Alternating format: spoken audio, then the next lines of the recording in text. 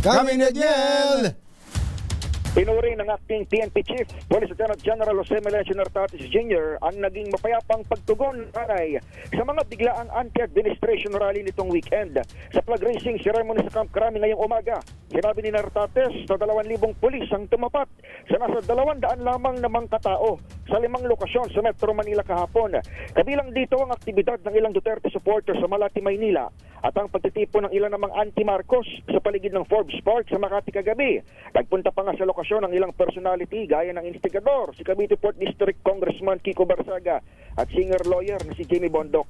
Pakinggan natin ang assessment ni General Nartates. I would like also to commend our personnel over the weekend, especially yesterday, when different rally at different areas, especially in Metro Manila. There are not less than 5 areas wherein we're able to deploy about not less than 2,000 personnel to address this